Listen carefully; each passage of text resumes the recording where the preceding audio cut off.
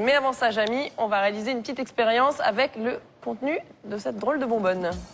Et cette bonbonne ici, là, au pied de Manu et de son assistant, contient de l'azote.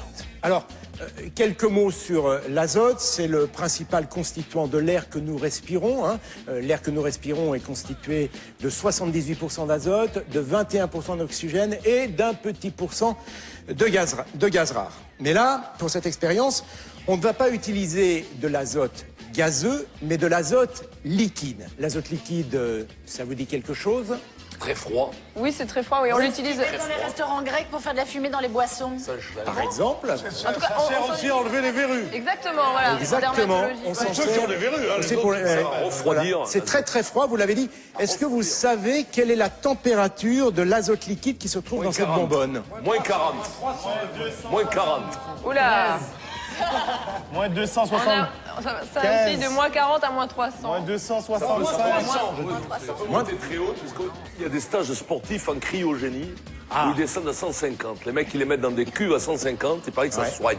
Ah oui, c'est froid. Il n'y en a moins aucun qui est 150. ressorti encore, mais c'était des... Moins 150, c'est froid. C'est encore plus froid. C'est moins 196 degrés, pour être très précis, moins 195,79 degrés. On était pas loin. C'est extrêmement froid. Donc, on utilise cet azote pour ses propriétés, on dit, vous l'avez dit, pour ses propriétés cryogéniques, autrement dit, sa capacité à congeler les matériaux avec lesquels il va entrer en contact. Alors on l'utilise, on l'a dit, pour les verrues. On peut l'utiliser aussi dans l'industrie agroalimentaire pour faire des aliments surgelés. En cuisine aussi, vous l'avez dit, dans les restaurants grecs pour faire fumer les desserts. On l'utilise pour faire des crèmes glacées. Et puis alors, on l'utilise également, et ça c'est très ingénieux, on l'utilise dans les travaux publics. Parfois, quand on construit un ouvrage d'art à proximité d'une nappe phréatique, un tunnel par exemple, les fondations d'un bâtiment, eh bien on peut injecter de l'azote liquide pour congeler cette nappe phréatique le temps des travaux, et ça va éviter comme ça les infiltrations. Voyez ? Mais bon, si on n'a pas de verrues, si on n'est pas bon en cuisine, si on n'est pas ingénieur en travaux publics, eh bien on peut l'utiliser aussi pour faire des expériences comme celle que je vais réaliser ce soir devant vous. Est-ce que vous avez besoin d'aide, Jamy?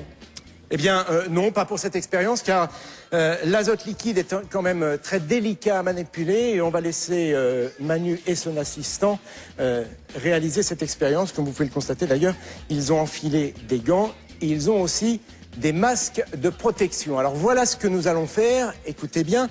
Nous allons verser de l'azote liquide dans cette colonne, dans ce récipient, et ensuite nous allons y plonger un ballon de baudruche comme celui-ci. À votre avis, que va-t-il advenir de ce ballon de baudruche? Première proposition, il va changer de couleur et finir par imploser. Deuxième proposition, il va durcir, devenir vraiment très dur, et à ce moment-là, je vais pouvoir l'utiliser comme un marteau. Et enfin, troisième proposition, son volume va considérablement rétrécir et il va même finir par abriter un liquide. Alors, voilà la question. Que devient le ballon lorsqu'on l'immerge dans de l'azote liquide? Réponse 1, il implose. Réponse 2, il durcit et devient très solide. Ou réponse 3, il rapetisse et un liquide apparaît à l'intérieur. C'est parti, je vous écoute, je vous sens très intéressée. Virginie? Mais Vincent, il faut écouter Vincent parce que Vincent écouter a quelque chose J'ai à l'impression nous que dire. personne m'écoute quand j'ai quelque chose à dire. On vous Je écoute, pense que Vincent, c'est le moment. Le ballon va se... Au contact du froid, Oui. va se réduire complètement. L'air qu'il y a à l'intérieur va être complètement, comment dire, va pas disparaître, mais va être rétréci au maximum. Compressé. Compressé. C'est le système de la compression. Moi, je pense que quand il s'agit de ballon, on peut l'écouter. Et donc, je suis vrai. absolument... Donc ça, ce serait, Vincent, ce serait la réponse 3, il rapetisse. 3. Mais on parle aussi d'un liquide qui apparaît à l'intérieur, on est d'accord? Ça fait partie de la même réponse. Oui, Et si vous voulez. oui, un oui. peu de liquide. C'est pas nous. Nous, l'important, c'est le... Oui, d'accord. Bien sûr. Virginie, J'avais vous ce validez? souvenir-là à l'école avec une rose qu'on mettait dans l'azote et qui devenait cristalline, on pouvait la briser. Donc je me demande ce qui se passe avec l'air qu'il y a dans le ballon. Mais je crois Vincent, je le crois Vincent. C'est parfait, alors on valide la réponse de Vincent qui est la réponse 3. Non, mais... Allez, je me tourne vers vous les bleus et j'écoute votre réflexion. Sophie, Ah non, attends. Tout à l'heure, j'ai donné ma réponse, je me suis disputée. Donc, Non, Sophie? Non, mais je pense qu'on est je dis la d'accord donne- pour la dire la réponse. même chose aussi. Et aussi. Non, je pense qu'on est d'accord pour parler aussi de compression et de... Le gaz va refroidir. Ouais, Et il va devenir rétrécir. liquide. Molécules qui bougent beaucoup, le gaz, molécules vont être refroidies, elles vont se rapprocher, elles vont bouger moins, elles vont moins vibrer. Et voilà. Permettez, on devrait mettre un paravent parce ça va qu'il y a des devenir équipes liquide. qui copient sur d'autres. Un traversin. On peut applaudir Pierre Bénichou pour sa modestie. Bravo. Bon, en tout cas, Lui Jamy, le gagnant. on a validé nos réponses. Ce sont les mêmes, c'est la réponse 3. On vous écoute, on vous regarde. Eh bien écoutez, oui, on va surtout regarder. Nous allons procéder à cette expérience. Manu, Ben, allez-y. Voilà, donc on va déboucher la bonbonne. Je vous rappelle la température à moins 196 degrés. Voilà, alors, donc il faut manipuler l'azote liquide avec délicatesse. On le verse.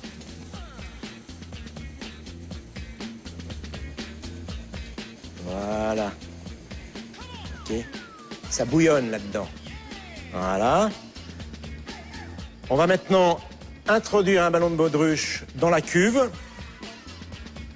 Et là, regardons bien ce qui va se passer. Voilà, le ballon est dans l'azote. On attend quelques secondes. Alors, est-ce qu'il change de couleur? Non, Pas du tout. Il devient tout Est-ce qu'il durcit? Non. Eh non. C'est pas mal. Il devient tout mou et il rétrécit à vue d'œil. Alors, Pierre, je pars. un petit mot C'est très d'explication. scientifique, Jali. Voilà. Je pars. Tous les hommes savent très bien que tout corps... Moscato, bravo. Tous les hommes savent très bien que tout corps plongé dans de l'eau très froide rétrécit énormément. C'est vrai. Mais là, c'est vraiment très très froid. Je ne vous conseille pas de faire cette expérience. Non. Voilà. Alors, un petit mot d'explication quand même sur ce qui s'est passé. Et vous l'avez donné l'explication, vous l'avez donné des deux côtés. En fait, effectivement, dans un ballon comme celui-ci, eh bien, les molécules qui constituent l'air qui est emprisonné sont très agitées. Du coup, elles prennent beaucoup de place et elles font pression sur les parois du ballon. Voilà pourquoi ce ballon est gonflé. Quand on plonge le ballon dans l'azote, eh bien, au contact du froid, les molécules sont nettement moins agitées et elles vont se rapprocher et du coup, le volume du ballon va diminuer. D'accord, alors bravo, une très très belle victoire collective encore. Alors, Jamy, simplement, on voit que le ballon rétrécit, mais vous aviez parlé d'un liquide. Absolument. Et c'est ce qu'on est en train de vérifier. Ah oui, Regardez, regardez le liquide. on regardez, voit bien. il y a un liquide à l'intérieur. À votre avis, qu'est-ce que c'est? C'est la saline. C'est de l'azote C'est liquide la et de preuve qu'il ne faut l'oxygène. pas gonfler ses pneus avec de l'azote. C'est sûr. Alors, qu'est-ce que c'est à votre avis? Et vous les avez gonflés comment, les ballons? C'est de l'air, l'azote vous les liquide avez et de gonflés l'oxygène comme ça liquide. ou... Excellente réponse de Vincent. C'est l'air que nous respirons. Vincent Moscato. Il est bon, hein?